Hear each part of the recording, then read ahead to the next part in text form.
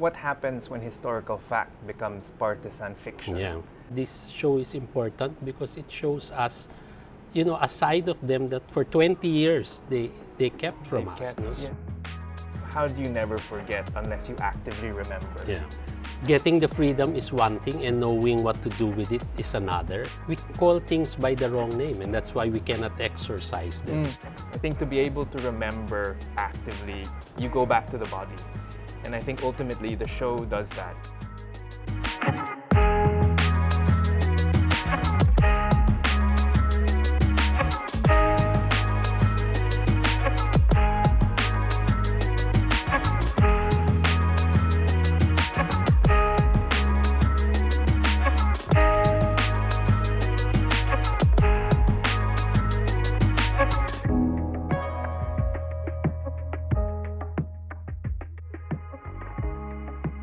Hi, I'm Ambeth Ocampo and I'm in conversation with Pio Abad. Thank you for joining us this morning. Thank you, Ambeth, for joining us. We're here to talk about, I guess, the histories and the narratives behind, the exhibition that I have here at Ateneo Art Gallery called Fear of Freedom Makes Us See Ghosts. Thank you, Ambeth, and I'm really looking forward to seeing what stories we can uncover for the next 20 to 30 minutes. Yeah. Actually, before we begin, I just want to, before we met, I've only known you as Pasita Abad's nephew. And the first works that I saw of yours were in silver lens. They looked like Hermes scarves. So I was drawn to them simply because they were nicely drawn. No? So there's good draftsmanship. And then the images were things that I grew up with. And when I looked you up, born in '83, I was wondering why you deal with this particular historical period. I guess I was a child of the 80s, but more than that, I was a child of activists from the 70s. So this history was always really alive in our household, and it shaped my childhood, but it's also shaped the politics that I grew up with and the history that I knew.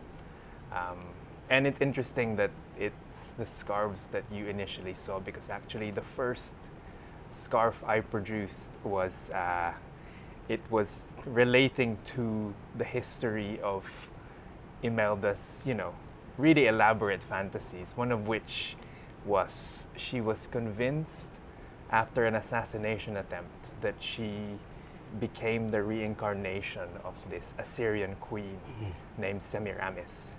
But then, because she had such a great sense of imagery, she realized Semiramis had no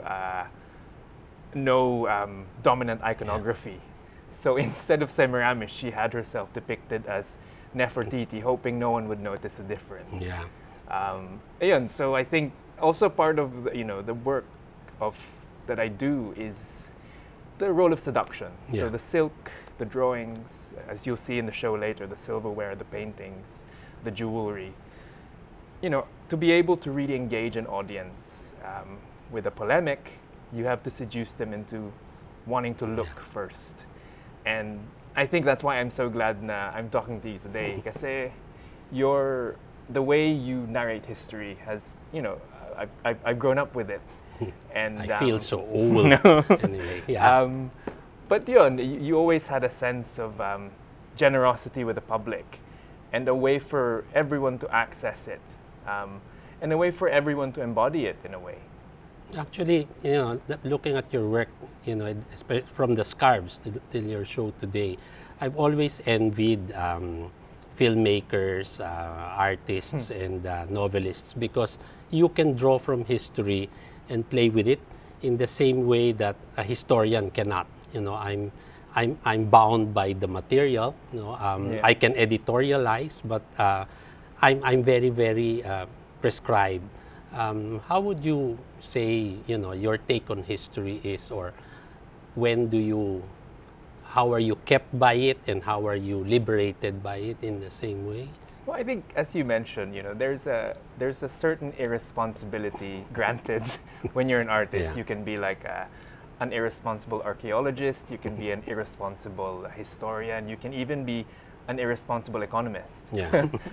And I think that freedom actually, gives you the license to really depict things in your own interpretation. But I think for me, having grown up with, a very strong sense of history and a very strong sense of politics, that irresponsibility is grounded with a kind of consciousness that kind of is I know that I'm accountable to an audience. Yeah. And so it's this merging of these two maybe opposite tendencies that create the work. Yeah. But when did this start, actually? In some ways, in the same way that English is not a second language, maybe this merging of art and politics was always there from the beginning, but it just had to be honed over a long period of time. Most of it spent abroad studying, and I think having spent nearly 2 decades now in the UK, I think that distance has provided a sense of perspective, which I know is very much like a point of privilege. Yeah. But I think to be able to understand maybe the contours of our lives, that perspective has been incredibly or maybe it's valuable. that idea of being abroad, being away from where you are. I mean, if you had stayed here, would you have done? I mean, I look at it like, I often tell people that Rizal learned to love his country more when he was abroad. Yeah. It's seeing the country from another place. So you read his letters, and Rizal's always comparing. I'm looking at the River Thames or the Seine, and he talks about the Pasig. So there's a reference point where you came from, and seeing the world in another way, and seeing your own world in another way. If you had not gone to London, do you think you would have done this? I don't think I would have done it in this way. I think, there's a kind of maybe sobriety provided by distance. Yeah. And also, over that time, you really get to hone the language of your work, of your art, through assimilating other languages. I always say, as much as, my work is indebted to Philippine history or Philippine culture, I also look at, for instance, how artists from Lebanon, were dealing with archival material after the war. Yeah, right. Or artists with refugee backgrounds, Vietnamese artists like Yan Vo, who kind of deals with the ideology behind objects in a very interesting way. So I think what being away has provided is it's provided a more complicated vocabulary that I think you can see in the exhibition. Yeah. It's this whole idea also about, your title about ghosts, and how does this all come in? Well, when I started this project 10 years ago, I'd always envisioned, I didn't envision it as a 10-year project, maybe 3. But these things have a habit of never ending, as you can probably, as I'm sure you know very well. But I'd always envisioned it to end at the Ateneo because, as I mentioned in my opening talk a few days ago, it's really the historical and the almost the ideological home of the project. So the title "Fear of Freedom Makes Us See Ghosts" is actually lifted from Paulo Freire's Pedagogy of the Oppressed. He's a Brazilian educator, philosopher, whose writings were really influential in the activists and the community organizers, the liberation theologians who emerged from the Ateneo in the 70s. And so I wanted to, pay tribute to that. My parents were part of that generation. And so that it was important that title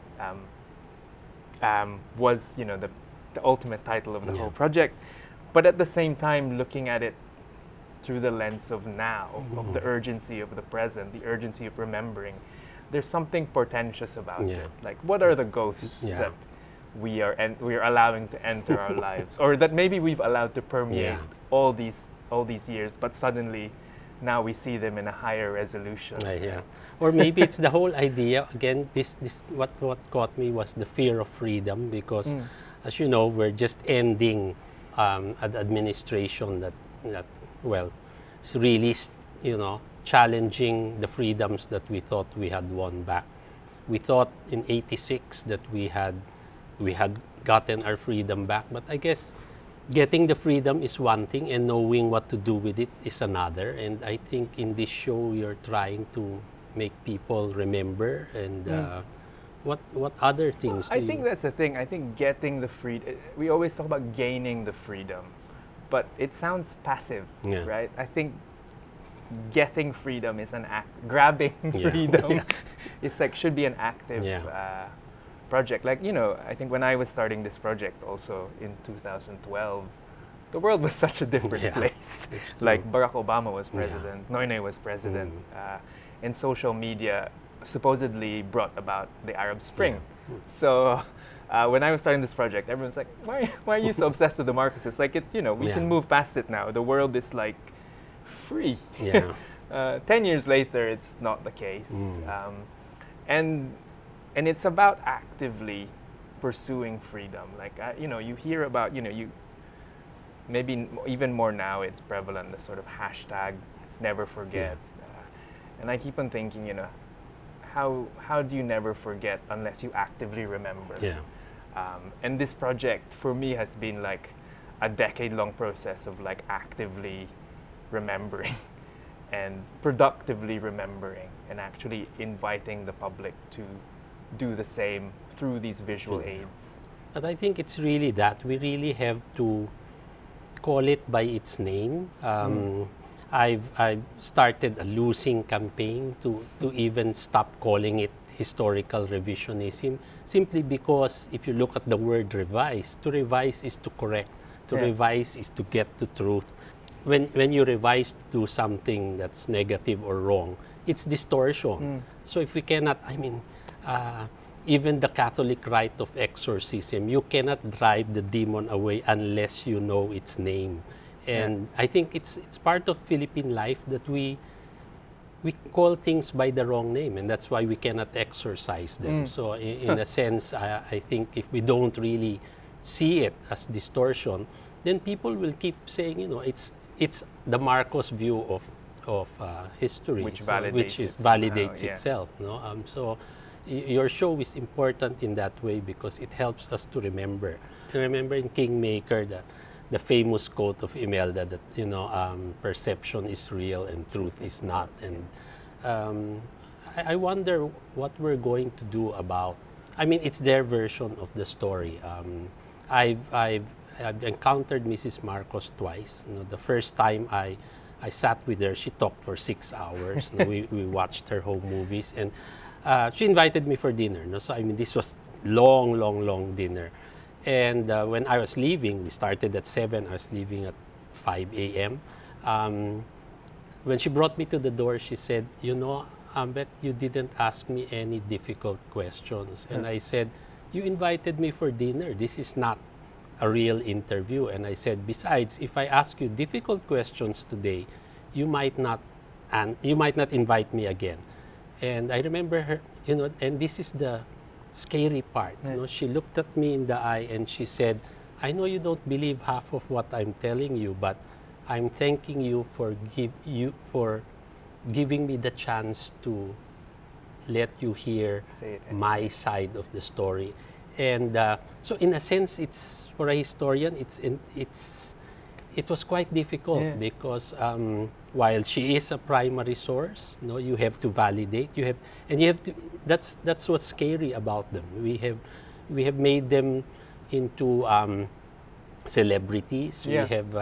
We often laugh at her as you know, a crazy woman, but she knows exactly what she's doing, and that's why this show is important, because it shows us, you know, a side of them that for 20 years they kept from us. No? So well, I think that's the interesting thing, right? What happens when historical fact becomes partisan fiction? Yeah. And I think going back to the Kingmaker, it was interesting actually in terms of like perception and reality. Because I was watching that film, saw it in the cinema, and when Lauren Greenfield was talking about the Malakas and Maganda myth, these two paintings flashed in the screen. And I was like, those aren't the original paintings. Yeah. Those were the counterfeits Yeah. that I commissioned. So it's when maybe that was the moment when I thought, maybe this work has been successful because it's infiltrated Yeah. the representations. But I think I ended up having an exchange with her husband, actually, who's the producer of the film, Yeah. because of this kind of slight error in. And he was saying that, when they started this documentary on Imelda, like they didn't think it was kind of interesting. They said they thought that they were producing a film about a footnote in history. Yeah. They didn't realize she was going to be the template. Yes, yeah. And when you see, the wave of, like Donald Trump and Imelda Marcos occupied the same popular Manhattan imagination in, the early 90s. And so, yun nga, so it's an ongoing subject matter that is equally repulsive and compelling. We find these things attractive regardless of what lies beneath. Her soft power was what led to our hard poverty. And we laugh because we cry inside. Yeah, inside. And I think, that seduction, I think, is key. And I think that's the kind of seduction that I wanted to bring into this exhibition. Like, although the histories and the narratives within the show are painful, they're difficult, they can induce anger. The show itself isn't. The show is very much kind of an elegant resistance. Because I think, I really believe that, if you want to, I guess, have a conversation with as wide an audience as possible, there has to be a generosity of form. That's true. And there also has to be a generosity of language, which I think I got from, historians like yourself, where people need to access the information so they can process it. And they also need to want to access it. Like, there has to be kind of desire involved. That's true. That's true. Can you tell me also, one of the things I liked about the show were the book covers, and I mean, when I came, your wall texts were not there, and I remember Butch Herrera sort of, what are these, you know? And I looked at it and wow, nice. They just look like nice pop designs, no, very 70s, 80s. Then I took a second look, and I knew exactly what they were. I knew what one cover was Today's Revolution, Democracy, and in this long gallery of book covers without any texts, I could tell which one was not the Marcosiana one, was a Nick Joaquin book. But the thing there again is, because I grew up, I knew the physical books. No, in the library they were put in one corner and labeled as Marcosiana, because they did produce, well, the think tank produced a great deal of Marcos written books. But what made you do this? It's quite. I think I've always been thinking of ways to offer counter narratives. And just going back to the titles of these books, I think one was called Iginuhit sa Kadakilaan. Yeah. Wow. And I was in San Francisco on a residency when I've known all of these books in the back of my head, but it was the first time that it clicked that they're actually, they're very well designed books. I mean, I saw them as these abstract forms that could be recuperated. And so I think by stripping the text, I wanted to turn Erasure as a productive act, as a recuperative act. So instead of these books that proclaim, 5 years into the new society, or you can Today's Revolution. Today's Revolution, Revolution from the center. I wanted to pay tribute to those that actually fought against the new society, who not only during the dictatorship but after 86 really devoted their lives to the point of getting sick, to rebuilding, from the ashes. And so this idea of erasure, historical erasure is such a no-no, Yeah. I'm sure. But to use erasure as a way of restoring some stories, Yeah. some histories, I think was what. That's actually very clever, Yeah. you know, the whole thing of removing the text so you erase, or like you're malakas and maganda and painting it black. Actually, I saw the video and it actually reminded me of the great stone face in Palispis Highway. No, it's not Marcos Highway anymore.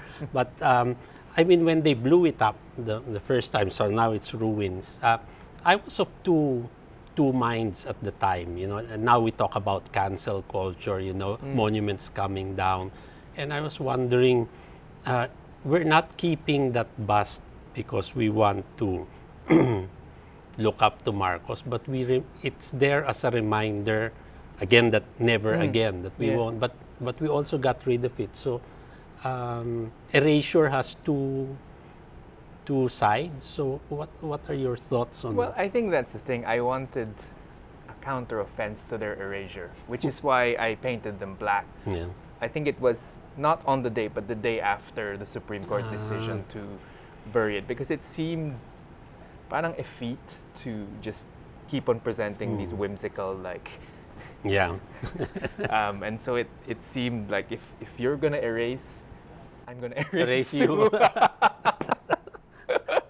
Ayun. And I think, you know, like you said, and then it doesn't actually end, because I think one of the more disturbing things I saw recently was the BBM campaign actually posing in front of the ruined Apo, you know, bust.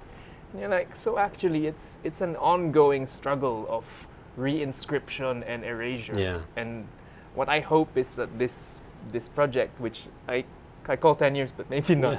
Maybe it will continue. Is part of this, you know, hopefully like productive choreography of But history. actually, it's like a ghost, you know, watching snippets of the campaign. You know, the hair, BBM, the voice, you know, the gestures. You know, it's very Just not- Marcos just not the Seniors. jaw. Yeah, just Just not the not the jaw, jaw. you know, that keeps moving. But it's also that what I found there, I read somewhere like because they always use a flag, no, and then they say, how come the other camp, the pink camp, doesn't use a flag? Their color is pink, you know, and it goes all the way back to Marcos appropriating the iconography of history. You know, he appropriated red, white, and blue. So how can you use it? The colors of the flag. His campaign things were always, there was always a flag. No, so in a sense, it's kind of strange the way that they appropriated it, and sometimes the way in which they reworked history in such, like there was an Imelda project called, livelihood project called Kilusang Kabuhayan something. So KKK, which used to mean the Katipunan, suddenly became a livelihood project. Or Pag-ibig, which was love, suddenly becomes home mortgage loans. So it's actually very cleverly done, and that's why I think it's so embedded into our lives today. So the big question is, with shows like this, how do we break out of the spell? Well, it's the ultimate despotic move, right? To the inability to dissociate self from nation. Yes. Right. And I think with shows like this, what I've been trying to do is to really forensically deconstruct. At least with this, it's to deconstruct the kleptocracy into, you know, the different elements. Because, you know, one of the conversations that, you know, maybe BBM supporters come out with now is, nasa ng ebidensya? Nandyan. Nandyan. Oh, yeah. Mamili ka. Kaso they don't want to believe it. Yun ang problema. I mean, it's also, I think, looking back, when I wrote my Kingmaker review, it dawned on me that the proper image for Imelda Marcos is actually the Ibong Adarna, because when the Ibon sings, you fall asleep, and then when you sleep, the bird will shit on you and turn you into stone. Diba? So I said, how come no one has ever seen Oh this? no, you've given me my next 10 Diba? years. But that's the thing, diba? She's the Ibong Adarna. This whole Marcos thing. So we're asleep, but do we allow this to shit on us? And I mean, and when we become stone, that's the end of it. So we're in that first phase, I guess. How do we wake How do people up? we, yeah. I always say that, the kind of greatest form of imagination is the insistence of hope Yeah. above like the most, you can see like the most flagrant displays of cynicism now. And I can see it with, this, the color pink, for instance. It shifts away from the The standard the number calcified, colors, the calcified ways of resisting. And so, and you see this like whatever happens after May 9, there's just been this like this energy, creative energy that's exploded throughout this. It's inclusive, it's clever, it's vibrant, and it's productive. It's murals. It's like, they were saying, these things you cannot, whatever happens, you cannot put it back in the bottle. Yeah, that's true. It's an energy that will, and hopefully it will be a more inclusive, less cacique energy that you'd hope. As a historian, it's your research that I'm interested in. I mean, I brought this is a 1988 Christie's catalog. I found it in the Barnes and Noble bargain bin. It was a whole lot. So I bought a number of these, and I'm giving you one. Thank you. And this was the English and Continental silver. And when I first looked at it, of course, the things were sold for the PCGG. And I was looking at all these things, and I think I wrote a column about it, and I said, if this was found in the apartment, I said, there were so many champagne buckets, and there's no cutlery. So, is it because they didn't auction the silverware, but did they eat at all? So it was just 6 champagne buckets and more tacky things. But this is interesting because it shows you again what they were buying, what they thought was important. So you've used a lot of auction catalogs too. Can you tell me a bit of I the think, process? what I found interesting with this is Imelda was trying to buy civility wholesale. But it was a very specific kind of civility. It wasn't even like it old was European. crass, actually. Yeah. It was like Versailles by way of Rhode Island, right? Or Martha's Vineyard. Yeah. And so you can really start connecting, what I found interesting, reconstructing the collection was to really get a sense of her point of view. Yeah. Like you can see it through the objects, through the collection. It was indiscriminate, but it was also weirdly specific. Yeah. And it's interesting, obviously, to think about that history, but also to think about these strange links between Russia and the Philippines, and how even now, when you think about Maria Ressa winning the Nobel Peace Prize, these constructions of truth seem to be bringing these histories together. So it's just this endlessly generative thing, because it's a history of consumption that Conspicuous consumption. the history of provenance also, Yeah. and the history of like global upheaval. This is all part of this project. When you go through the show, actually, while the show talks about these grand history, this huge history that seems to defeat us constantly, what I made a conscious decision about is to actually select objects that relate to the body. So jewelry, the book, postcards, silverware, chairs. So I think, and you talked about people calcified. I think to be able to remember actively, you go back to the body. And I think ultimately the show does that. It talks about this huge history, but always going back to, there's a certain, throughout history, jewelry has always been a witness. Yeah, because it's always been the one that's touched cruelty. Yeah, that's true. Yeah.